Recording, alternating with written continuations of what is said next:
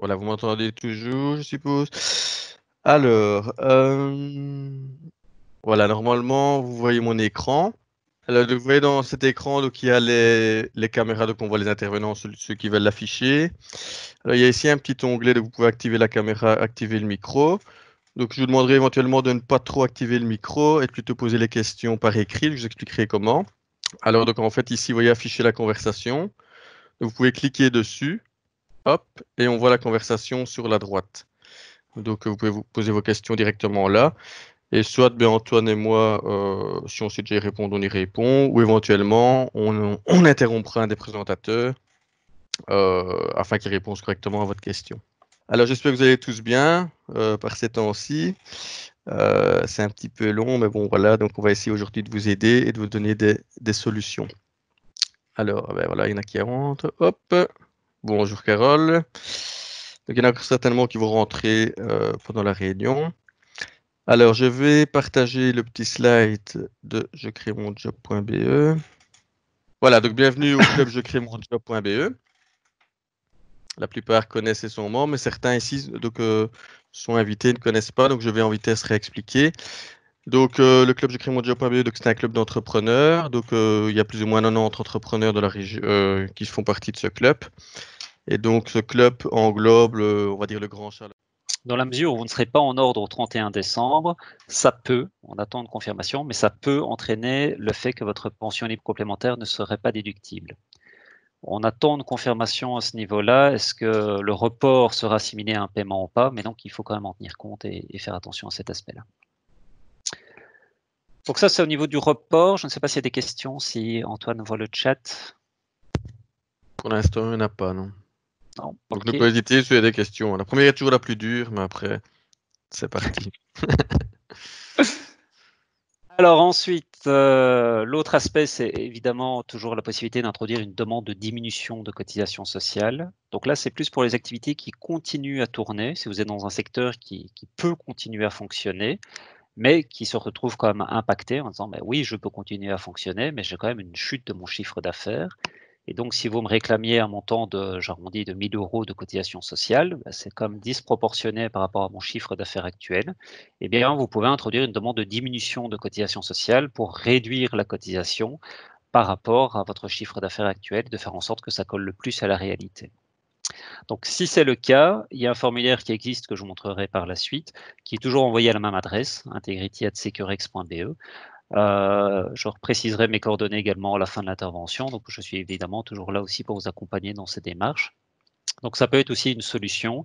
J'ai des entrepreneurs qui me disent, voilà, moi, je ne sais plus faire que des livraisons. Je vais prendre par exemple quelqu'un qui coupe du bois. Il dit, ben, je ne sais plus livrer qu'aux particuliers pour l'instant parce que les scieries sont fermées. Et donc, mon chiffre d'affaires a fondu. Je continue effectivement à livrer, mais bon, j'ai nettement moins de rentrées. Eh bien, on a fait une adaptation des cotisations sociales pour faire en sorte d'alléger quelque part le montant des cotisations et on appliquait ça également avec un report pour qu'il les paye également l'année prochaine. Troisième mesure qui a été mise en place, c'est la dispense de paiement des cotisations sociales. Donc la dispense de paiement, là, c'est vraiment quelque chose qui va permettre d'alléger la trésorerie, c'est-à-dire qu'on va demander l'annulation pure et simple de la cotisation. Alors, ça existait déjà par le passé, donc c'est pas nouveau dans l'histoire des entrepreneurs. Mais par contre, ici, elle a été fortement simplifiée. Qu'est-ce que j'entends par là? C'est qu'auparavant, il fallait que ça rentre par recommandé. Et vu le contexte actuel, on ne va pas vous envoyer à la poste et prendre des risques, donc ça peut se faire par simple mail, par simple demande. Il nous faut juste un écrit, mais ça peut être vraiment simplifié. La demande de dispense nécessitait le fait de compléter un formulaire très complexe et très ardu d'une douzaine de pages où on allait très loin dans les données financières de votre entreprise, vos données financières privées, où finalement le service public fédéral voulait vraiment être certain que vous aviez droit à cette demande de dispense. Ici, on a reçu un nouveau formulaire qui tient en 2 pages où finalement vous devez juste prouver, démontrer comme quoi vous avez effectivement des difficultés financières suite au contexte que nous rencontrons. Donc la procédure administrative a été vraiment simplifiée. Auparavant, il y avait une limitation au niveau des montants. Donc, si vous gagnez plus de 30 000 €, vous étiez directement exclu de la demande de dispense. Ici, on ne vérifie pas les plafonds. Donc, même si pour l'instant, c'est un petit peu difficile, mais qu'à la fin de l'année, ça reprend en force parce que le marché reprendrait, vous n'aurez pas d'impact négatif en voyant votre demande de dispense annulée. Donc la demande de dispense a vraiment été simplifiée au maximum. Auparavant, il fallait aussi être affilié depuis 1 an pour pouvoir bénéficier de la dispense. Maintenant, quelqu'un qui aurait commencé le 1er mars peut également en bénéficier. Donc on a vraiment retiré tout ce qui pouvait bloquer quelque part l'octroi d'une demande de dispense. Et donc ça peut être demandé pour le premier et pour le deuxième trimestre, également pour les régularisations qui seraient échues ici au courant de l'année, et donc envoyées par mail. Et on a déjà reçu des informations comme quoi le service public fédéral allait donner des avis positifs de manière beaucoup plus facile et beaucoup plus rapide qu'auparavant. Alors, l'avantage de la demande de dispense, c'est que déjà la cotisation n'est pas à payer, ça c'est une première chose. Et ensuite, vous gardez vos droits en termes de mutualité. Donc, en matière de mutualité, soins de santé, ça n'affecte en rien votre dossier, donc là, il n'y a pas d'impact. L'impact, à la limite négatif, c'est que c'est une perte de droit à la pension. Donc, imaginons que vous obteniez la dispense pour les 2 premiers trimestres 2020. Eh bien, au moment où vous prendrez votre pension, ces 2 trimestres-là n'entrent pas dans le calcul. Et donc, quelque part, ça sort de l'équation pour calculer le montant de votre pension. Le dernier qui a été énormément mis en avant, qui n'était pas très connu jusqu'il y a peu, c'est le fameux droit passerelle. Donc, c'est ce que je pourrais appeler le chômage pour les indépendants, si on peut l'appeler comme ça. Donc, le droit passerelle qui prévoit une indemnité financière pour les entrepreneurs qui sont en difficulté. Donc, avant le contexte qu'on connaît actuellement, c'était principalement pour les personnes qui ont connu une faillite, un règlement collectif de dette, qui ont dû arrêter suite à un incendie de leur commerce. Donc, il y avait vraiment des cas très spécifiques qui étaient mis en place pour bénéficier du droit passerelle.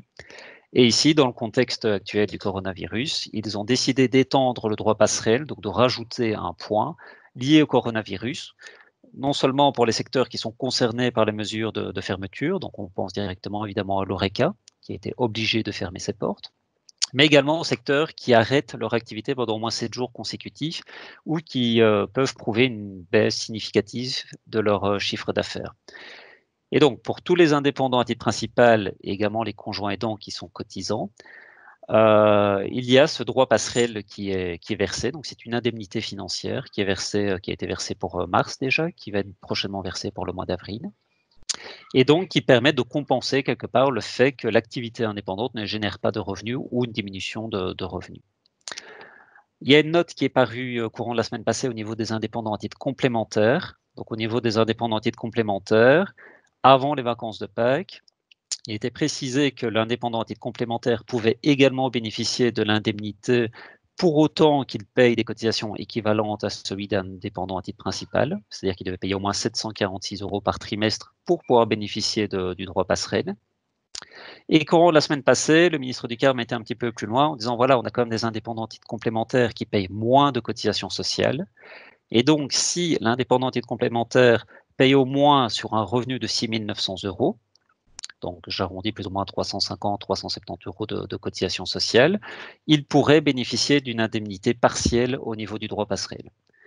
Donc là, je vous donne le concept. Maintenant, on attend la note du ministère qui va nous permettre de réellement pouvoir mettre en place cette disposition. Pourquoi? Parce Fabrice, que oui, je t'interromps 2 secondes sur le droit passerelle, parce que je fais partie du groupe indépendant sur Facebook oui. et j'en vois pas mal qui s'interrogent sur est-ce que c'est automatique ou pas pour le mois d'avril. Est-ce que tu réponds à ça ou est-ce que ça dépend des caisses? Oui, non, non, c'est commun. Donc, si vous avez fait la demande au mois de mars et que normalement vous avez déjà été payé, il y aurait une reconduction automatique pour le mois d'avril. Donc, ça va être automatiquement sans formalité de votre part. On demande juste aux personnes qui ne devraient pas bénéficier du droit passerelle parce qu'il y aura un changement dans leur statut, imaginons qu'ils arrêtaient leur activité indépendante au 31 mars, de prévenir la caisse. Mais donc, il y a bien une reconduction automatique. Ok, et alors d'autres questions. Après, n'hésitez pas vous aussi à poser vos questions, hein. Certains me demandent s'ils reprennent partiellement leur activité, mais qu'il y a quand même un impact énorme sur leur chiffre d'affaires. Imaginons qu'ils n'arrivent plus qu'à gérer 30% du chiffre d'affaires. Est-ce qu'ils ont droit quand même à cumuler cela ou est-ce qu'ils doivent absolument arrêter complètement? Non, non, ils ont droit au droit passerelle. En fait, on aura deux catégories pour le mois d'avril, hein, vu qu'on sait que le confinement est prolongé jusqu'au 3 mai. Soit on a les secteurs qui sont concernés directement par une fermeture définitive, on va dire. Donc, c'est notamment l'ORECA, même s'il y a des livraisons, c'est pas accessible dans les locaux. Donc là, d'office, ils auront accès au mois d'avril qui sera reconduit automatiquement. Soit pour les autres secteurs, on part du principe que toutes les activités vont arrêter au moins pendant 7 jours consécutifs ou qu'il y aura quand même une diminution du chiffre d'affaires de manière significative vu que le confinement est prolongé. Donc, dans tous les cas, ceux qui ont été payés pour mars seront payés pour le mois d'avril sans formalité de leur part. Voilà, donc même si en avril, ils venaient à reprendre, on va dire, 3-4 jours, ils seront payés temps plein, le mois d'avril passerait. Ils auront leur droit. Exactement. Oui. Ok, ça, c'est peut-être pas assez. L'avantage pour les gens qui sont précisés ici, c'est-à-dire les indépendants à titre principal, les conjoints aidants qui cotisent et le complémentaire qui paye au moins les 746 € par trimestre, c'est que l'indemnité elle est payée de manière entière. J'ai vu pas mal de choses passer sur les réseaux sociaux, comme quoi ça serait un prorata, qu'on avait droit à une semaine sur 4. C'est pas le cas. L'indemnité, je vais vous la montrer tout de suite, elle est juste ici. Donc, elle est de 1291 si on n'a pas de charge de famille ou 1614 si on a charge de famille, donc si on a des personnes à charge. Elle est payée de manière globalisée. On ne segmente pas, on n'est pas en train de proratiser. Ok, j'ai ici une question d'Eric qui demande, il a été coupé, je suppose, j'ai été coupé au niveau d'Internet. Il demande, faut-il refaire une demande pour les mois suivants avec mon food truck? Tous les festivals sont annulés. Alors, pour l'instant, on sait que le droit passerelle pourrait être payé pour mars et avril. Après, pour mai, on suit un petit peu la disposition du droit passerelle va suivre les dispositions du gouvernement. C'est-à-dire, imaginons qu'on soit reconfiné jusqu'au 31 mai. Effectivement, le droit passerelle s'appliquera pour mai. Par contre, si on nous dit le 3 mai, tout le monde au travail, ça m'étonnerait, mais imaginons, le droit passerelle ne s'appliquera plus dans la mesure où l'activité économique reprend, sauf si les pouvoirs publics décident de donner toujours un coup de main aux indépendants. Mais dans la mesure actuelle, le droit passerelle ne s'applique que pendant la période de confinement. Et même si, on va dire Eric, dans ce cas-ci, ne sait plus travailler au mois de mai parce il n'a plus de clients, il ne peut pas continuer à réintroduire une demande passerelle classique alors. Classique, non. Pourquoi? Qu'est-ce qui se passe? Il faut une faillite, il faut un règlement collectif, il faut un incendie ou un problème de santé qui n'est pas pris en charge par la mutualité. Donc le droit passerelle Corona, dans la mesure actuelle, enfin dans la mouture légale actuelle, ne s'applique que pendant la période de confinement. À ce jour. Maintenant, il faudra voir un petit peu qu'est-ce qui va être décidé pour la suite et s'il y aura une période de transition. C'est un petit peu ce qui est demandé aussi actuellement. Imaginons que le 1er juin, on reprenne le travail. C'est pas pour ça que le 1er juin, l'activité économique reprend à 100%. Donc, est-ce qu'il y aura une période de transition qui va permettre d'aider les entrepreneurs? C'est quelque chose qui a été demandé, mais pour lequel on n'a toujours pas d'informations à ce jour. Ok, Fabrice, je vois qu'il y a beaucoup de questions sur le droit passerelle. J'ai ici Ouais. Sylvie Sinev qui demande, j'ai accès au droit passerelle. Est-ce que je peux proposer des services gratuits à mes clients? Répondre au téléphone et au mail, proposer une formation en ligne gratuite. Oui, tout à fait. Donc, le fait de bénéficier du droit passerelle n'interdit pas de continuer ces activités. Donc, vous n'êtes pas à l'arrêt forcé. Vous pouvez continuer à fonctionner. Ce qui est demandé, c'est d'avoir cet arrêt de 7 jours consécutifs ou la diminution significative des chiffres d'affaires. Mais ça, je pense que tout le monde, malheureusement, en souffre actuellement. Mais donc, tu peux continuer effectivement de pouvoir pratiquer ou de garder simplement le contact avec votre clientèle ou de faire des mailings d'informations. Il n'y a aucun souci avec ça. Je prends le cas des professeurs de sport. Donc, évidemment, les salles sont fermées pour l'instant, mais qui donnent des cours en ligne, via Facebook, qui font des lives, qui permettent à ce moment-là de pouvoir inviter des personnes et d'offrir quelque part des séances de sport depuis son domicile. Et donc, ces personnes-là bénéficient bien du droit passerelle, il n'y a aucun souci avec ça. Et même si on avait une ou deux payantes, à t'entendre, ça ne changerait rien non plus, tant que c'est pas énorme. Oui, tout à fait. Ok. J'ai une question ici de David, de chez Microstart, qui dit, j'attire l'attention sur une problématique que l'on a constatée chez certains indépendants. Vous avez commencé en 2019 en tremplin indépendant et en 2020, vous êtes en complet. Vous serez assimilé à un indépendant complémentaire et pas complet. Microstart a interpellé M. Descartes à ce sujet car cela peut avoir des conséquences financières importantes. Ah ouais, ok. Ouais, bon, ça c'est une... Oui. Maintenant, pour rebondir aussi sur ce que dit David, il a tout à fait raison, c'est qu'ils sont en train de colmater les trous au fur et à mesure. Ce que je veux dire par là, c'est qu'au mois de mars, on a dit il n'y a que l'ORECA qui aura droit au droit passerelle, parce qu'il fallait prendre une première mesure.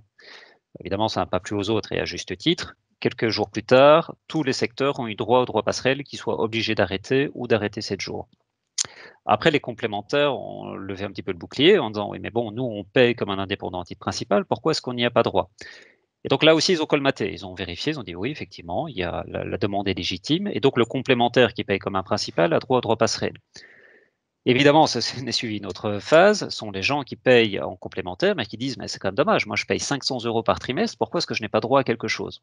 Et ici, une mesure est encore tombée la semaine passée.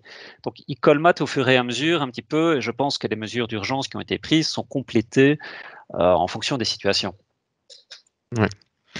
On a une question aussi intéressante de Martin qui dit le droit passerelle est-il rétroactif? Si on n'a pas fait la demande pour mars, peut-on toujours la faire? Oui, voilà, c'est fait.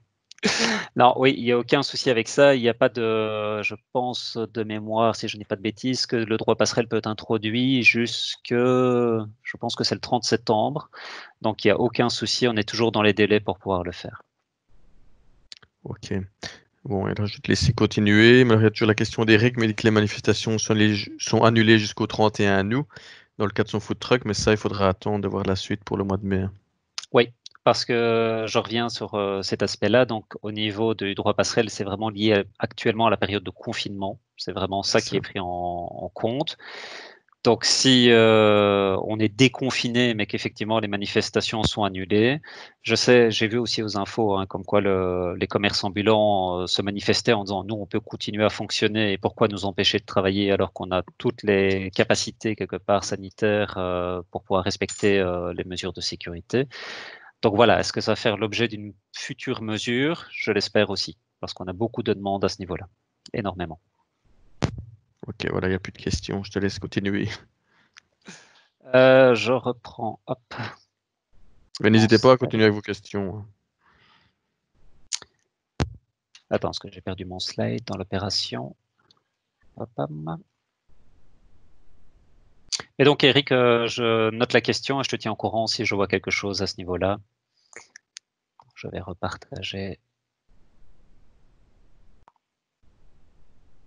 Voilà. Donc, au niveau du droit passerelle, quelque chose d'important aussi pour Martin, notamment comme tu viens de poser la question. Nous avons privilégié un formulaire électronique que tu peux retrouver ici, hein, securex.be, droit passerelle, qui permet un traitement beaucoup plus rapide, dans la mesure où il est automatisé et qui te permet justement d'avoir un versement plus rapidement. Donc, il faut savoir que le droit passerelle est toujours payé à mois échu. Donc ça, c'est un impératif légal, administratif. Donc mars a été payé début avril. Avril sera payé début mai. Mais ce qu'on a prévu, c'est pour les retardataires, si je peux dire ça comme ça, c'est de faire un versement par semaine. Donc, imaginons que tu introduises la demande aujourd'hui, il est encore fort probable que mercredi, ça parte dans le prochain lot de paiement, donc ce mercredi-ci. Donc, juste pour s'il y a d'autres retardataires, l'idéal, c'est comme d'utiliser sur un PC, pas sur un smartphone, parce que c'est assez instable. Et je veux dire, c'est relativement simple. On vous demande uniquement si vous avez bien stoppé votre activité, depuis quand. On vous demande si vous avez des personnes à charge. Alors, ce qui est important aussi, c'est qu'au niveau des personnes à charge, on ne tient pas compte de l'aspect fiscal. Si les enfants sont à votre charge pour la déclaration fiscale, on vous demande si les enfants sont à votre charge au niveau de la mutualité. Donc, comme on le disait auparavant, est-ce qu'ils sont sur votre carnet? S'ils sont sur votre carnet, à ce moment-là, effectivement, c'est considéré comme charge de famille et donc c'est l'indemnité de 1 614 € qui s'applique. Je reviens juste pour le complémentaire par rapport à la note qui est sortie, c'était vendredi, si je me souviens bien. Enfin, nous l'avons reçu vendredi. Pour le complémentaire qui cotiserait sur au moins 7 000 €, donc qui n'atteint pas les 13 000 € de revenus comme un indépendant à titre principal, mais il serait au moins à la moitié, donc il serait à 7 000 €. Il pourrait avoir droit à une indemnité partielle du droit passerelle, c'est-à-dire que si vous avez un revenu donc en tant que complémentaire, imaginons que vous ayez un salaire de 1 200, eh bien, on pourrait verser 414 € pour atteindre les 1 614,10 €, qui est le maximum du droit passerelle. Donc, le droit passerelle pourrait venir compléter quelque part la diminution que vous auriez si vous êtes, par exemple, salarié avec du chômage temporaire pour l'instant. Donc là, on attend d'avoir des informations très concrètes à mettre en place, mais en tout cas, la disposition, elle est déjà là, elle est déjà claire, enfin claire, au niveau de l'esprit en tout cas, c'est que le droit passerelle est étendu aux complémentaires qui payent un certain montant de cotisation sociale pour pouvoir compléter la perte financière qui viendrait de leur statut salarié, mais on ne pourra jamais dépasser 1 614 € une fois qu'on aura cumulé le salaire et l'indemnité du droit passerelle. Je voudrais juste vous montrer, hop, je vais reprendre.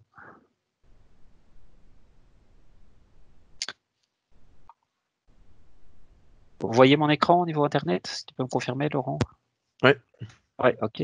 Donc, sur notre site, donc securex.be, quand vous tapez securex.be, vous arrivez, je vais vous montrer, directement sur une page coronavirus, évidemment, qui malheureusement est d'actualité.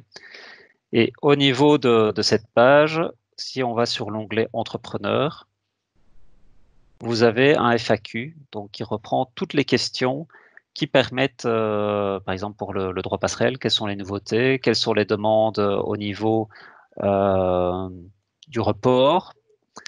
Il y a un petit robot d'ailleurs qui a été mis en place qui permet même de répondre à vos demandes automatiquement.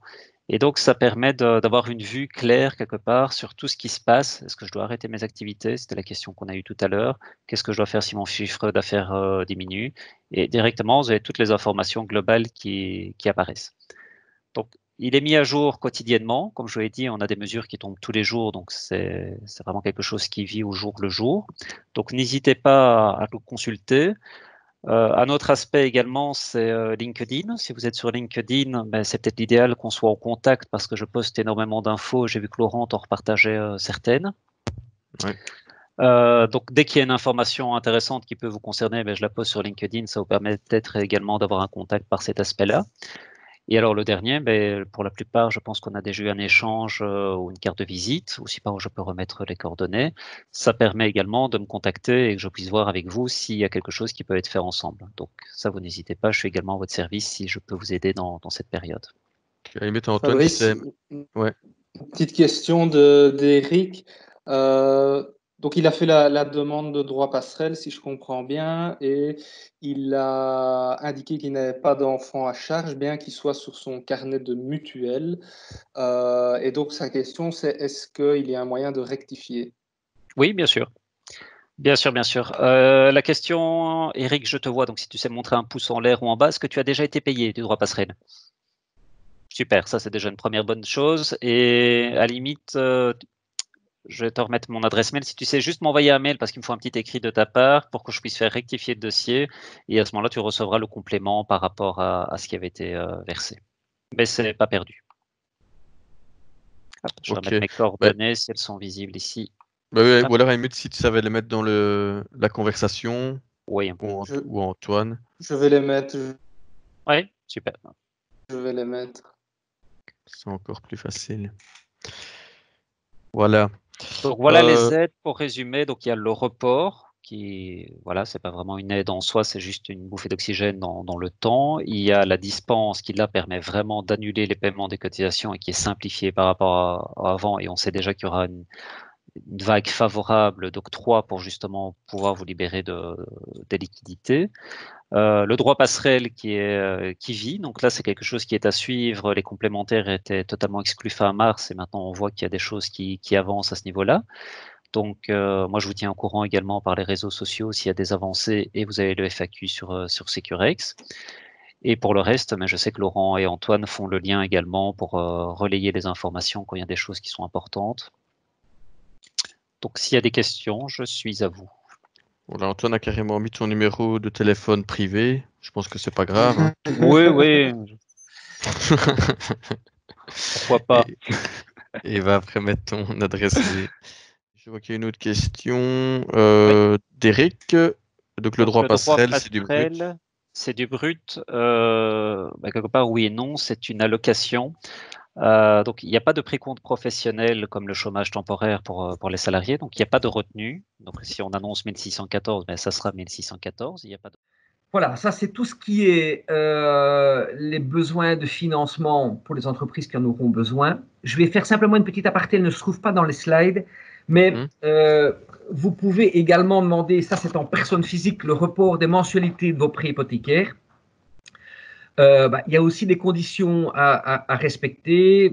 Voilà, si vous êtes au chômage temporaire ou complet, si vous avez été victime du coronavirus, ça veut dire si vous avez été malade du coronavirus, si vous avez dû fermer votre commerce ou si vous faites partie des mesures transitoires, vous pourrez demander le report pendant 6 mois des mensualités de votre prêt hypothécaire.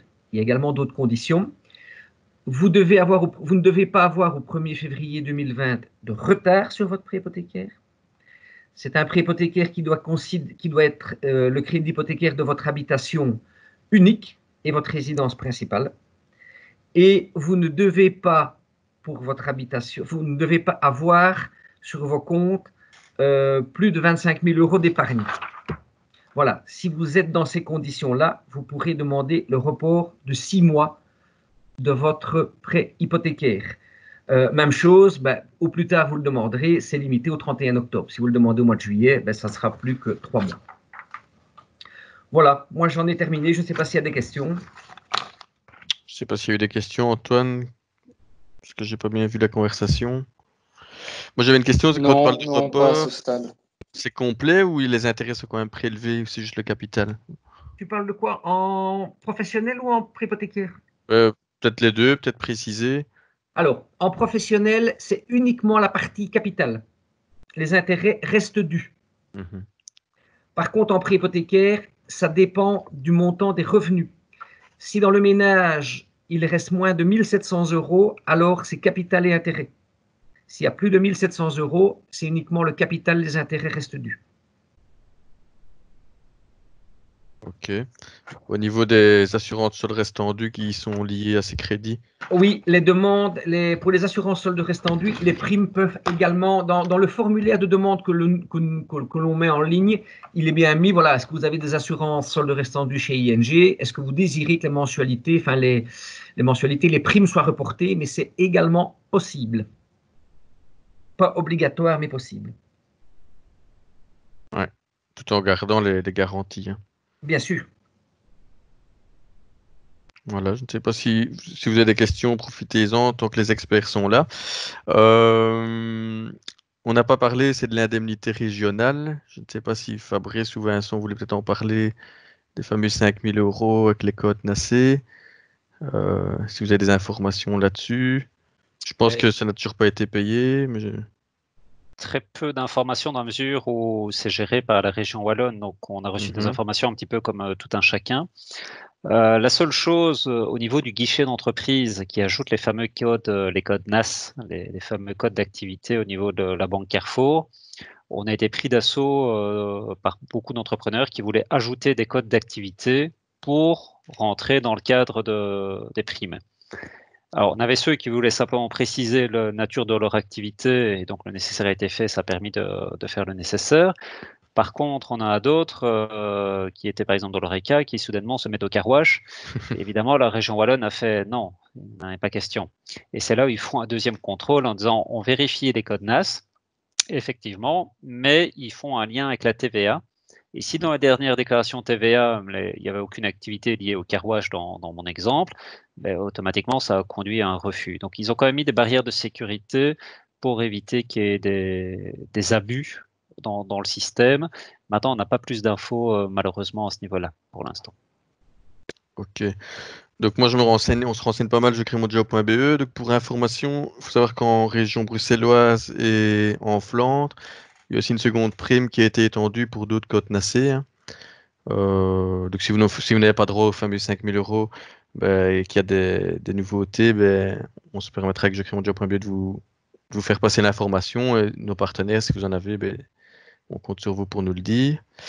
Je vois Eric qui dit « J'ai appris par mon comptable que la prime de la région wallonne de 5 000 € ne sera pas payée avant le 15 mai. » Bon, ça c'est à voir, mais normalement il s'est engagé à le payer pour fin avril au plus tard.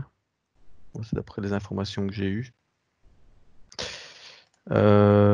Crocha Kisto qui demande « Je suis esthéticienne et il paraît que nous ne pouvons absolument rien vendre, sinon notre prime pourrait être supprimée. » Ah, de quelle prime tu parles? Est-ce que c'est l'indemnité ou le droit passerelle? Ça serait peut-être intéressant de préciser, Crochet. Parce que le droit passerelle, Fabrice, ça, il semblerait que il n'y a pas de C'est pas problème. bloquant, ça, il n'y a aucun souci.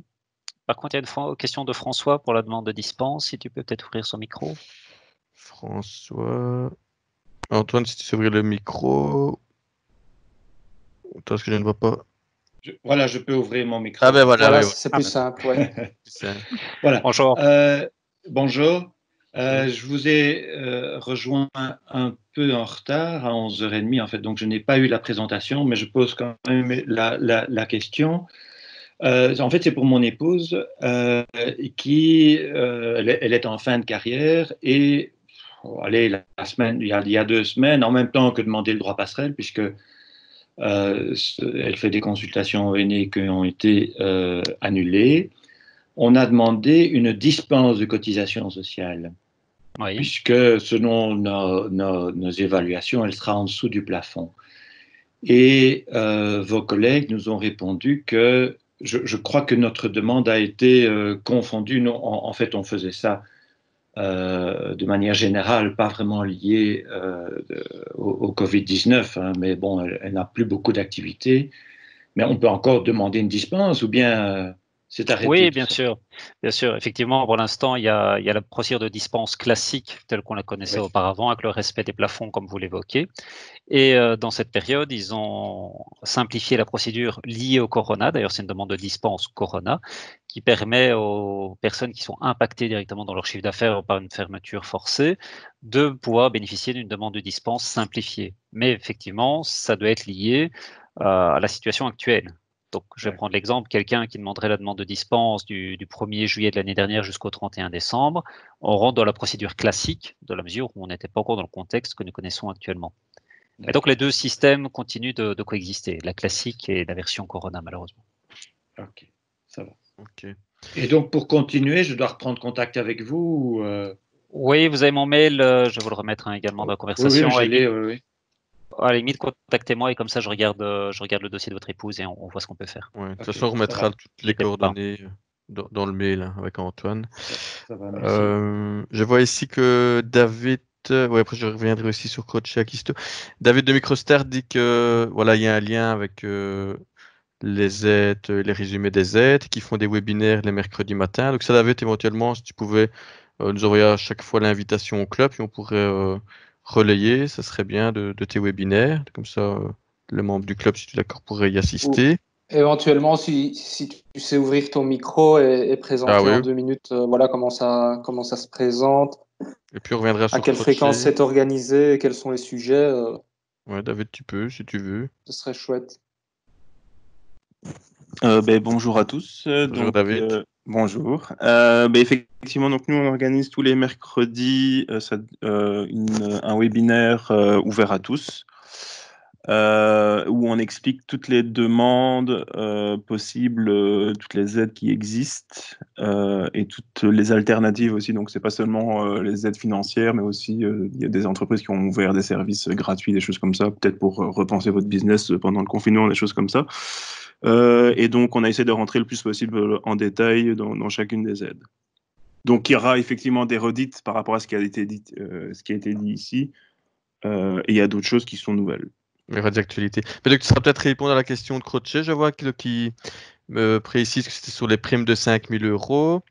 Donc, il disait qu'elle ne pouvait absolument rien vendre, que sinon, elle n'aurait pas droit à cette prime. Je ne sais pas si tu as des informations là-dessus. Moi, je ne serais pas m'avancer là-dessus. Alors, en fait, de ce qu'on sait, c'est qu'il y a pas mal de... En fait, on peut très bien continuer l'activité, relancer l'activité une fois qu'on a obtenu l'accord de la prime. Il y a pas mal de gens dans l'Oreca, par exemple, qui ont arrêté, qui ont obtenu la prime. Et en fait, après, comme c'était pas suffisant pour combler toutes leurs charges, ce qu'ils ont fait, c'est qu'ils ont ouvert un système de livraison pour combler une partie de leurs pertes. Ok, mais donc il faut qu'elle ait l'accord. Mais l'accord est automatique, je suppose. Non, donc on reçoit une notification comme quoi on est éligible et après ils analysent au cas par cas. Donc en fait, ils vérifient le paiement des cotisations sociales. Voilà, ok, Crochet, je sais pas si ça répond à ta question. Donc tu peux dire oui ou non dans ta conversation. Je vois qu'on a aussi une question de Sylvie. À propos de cette prime de la région Wallonne, est-ce que le secteur des formations professionnelles pourrait en bénéficier? La dernière fois que j'ai vérifié, je n'y avais pas droit. Pourtant, tout est à l'arrêt chez nous.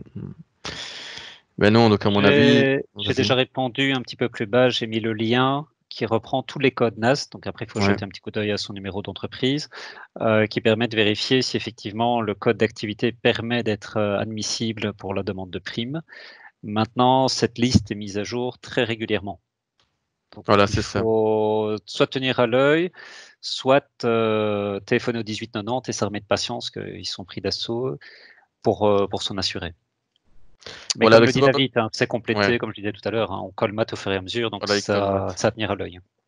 Voilà, tenir à l'œil, on vous tient informé, donc n'hésitez pas à y retourner sur ce site parce qu'il y a de fortes chances qu'ils ajoutent petit à petit des codes NAS. Hein. C'est bien ça. Ouais.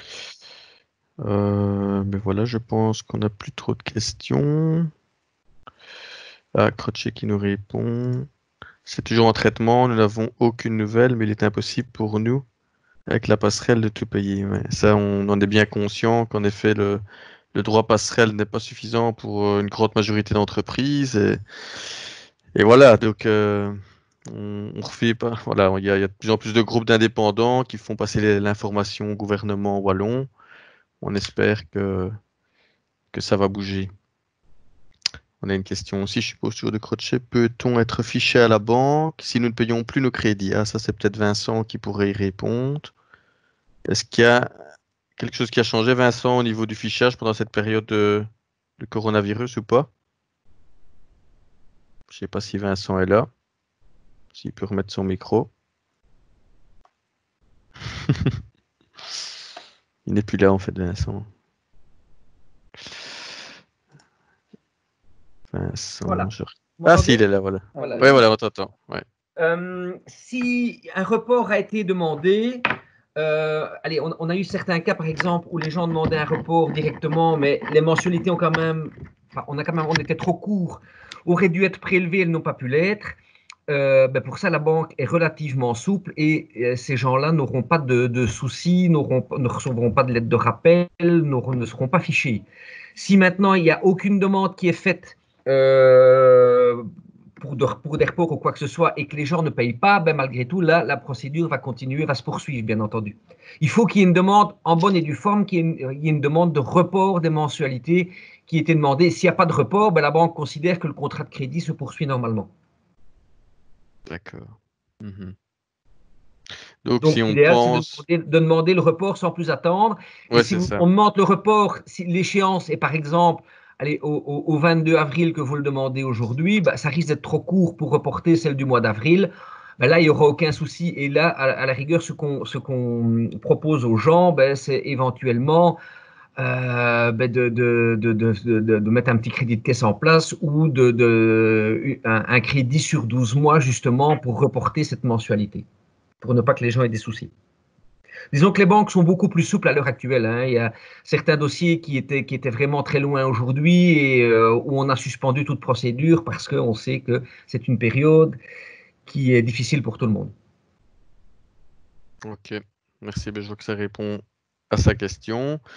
Et il y en a aussi Martin qui en profite pour donner un lien internet où il partage des facs sur les mesures présentées par statut spécialisé pour les travailleurs créatifs, ASBL, statut artiste indépendant smart. Ah ouais, ça c'est intéressant aussi. C'est vrai que c'est toujours un peu particulier. Et donc voilà, il y a un lien que Martin a mis dans la conversation. Donc, pour ceux qui sont intéressés. Voilà, on arrive petit à petit à la fin de ce webinaire. Je ne sais pas si vous avez encore des questions ou des interventions à faire pour nos partenaires. Si oui, vous pouvez le faire maintenant. Si pas, je vous remercie tous. Je pense que c'était quand même intéressant et que ça éclaircit pas mal de choses. Si vous avez encore des interrogations, des questions, des revendications, des demandes, n'hésitez pas à nous les faire remonter. Vous avez, je pense, mon adresse mail, celle d'Antoine. On va aussi communiquer les adresses mail de nos partenaires. Et voilà, n'hésitez pas, et nous on essaiera à notre niveau de refaire monter l'information aussi.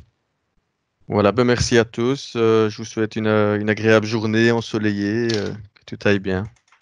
Merci. Voilà, bonne journée à tous, merci. Merci à tout le monde. Merci. Bonne journée.